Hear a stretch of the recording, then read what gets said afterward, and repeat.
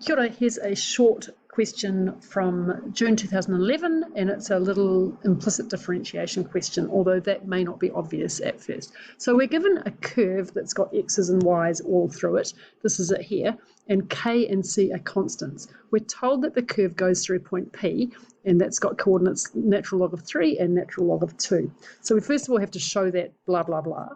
And then we have to figure out the values of k and c, given also that the gradient of the curve at P is equal to -6. So there's your big clue that you're going to have to differentiate somehow and figure out when is dy by dx equal to 6. So working through it quickly, I think the thing you have to be careful with in here is how you use your log rules. So we're going to substitute in this point, and we get this. So 6e to the 2 log 3 plus ke to the natural log of 2 plus e to the 2 log 2 is equal to c. Before we can use the fact that e and the natural log are inverses of each other, we have to deal with this 2 here.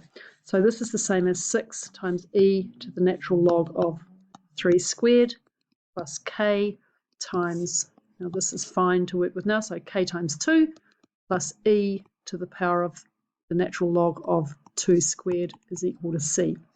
That gives me 6e to the log 9 plus 2k plus e to the log of 4 is equal to c. So 6 times 9 plus 2k plus 4 equals c, giving us what we need, which is 58 plus 2k equals c. That box did not work, did it? Never mind, as required. That's the first part done. Now we have to find the values of k and c. And so we're going to use this, but this thing we've just dealt with here, but only at the end. So remember that when we're doing implicit differentiation, we're using basically a souped up version of the chain rule. We're going to differentiate with respect to whatever we can, and then use the chain rule to differentiate with respect to x. So it looks like this. If we start with this,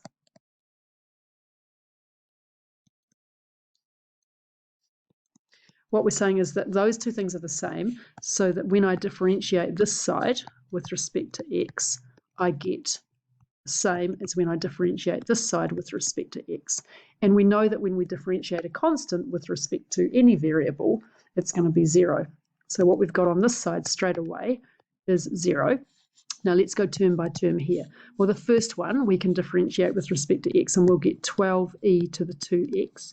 This one here, we can differentiate with respect to y. We get ke to the y times dy by dx.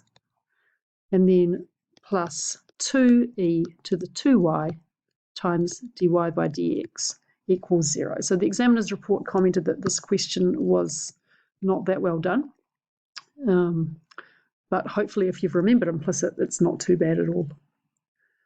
Next, we're going to collect up the terms with dy by dx. So we get dy by dx into ke to the y plus 2e to the 2y is equal to -12e to the 2x, giving me a final, well, actually, I could substitute in now, right, because I've got the gradient is -6.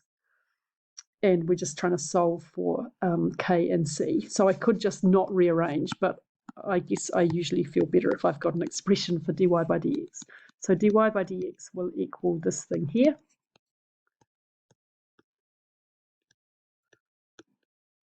And I know that that's equal to -6 at the point P.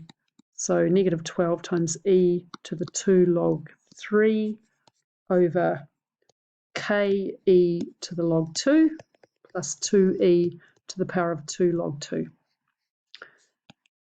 -6 is equal to -12e to the natural log of 3 squared, which is 9 over k. This is equal to 2 plus 2e to the natural log of 4.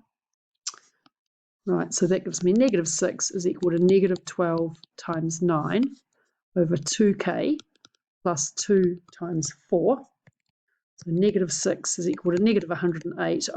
Look, obviously I could be cleaning this up along the way if I felt like it too, and that would be okay. So 2k plus 8. But I've just done this kind of the clunky way, and I've got -12k minus 48 equals -108. So negative 12k is equal to negative 60, giving us k is equal to 5.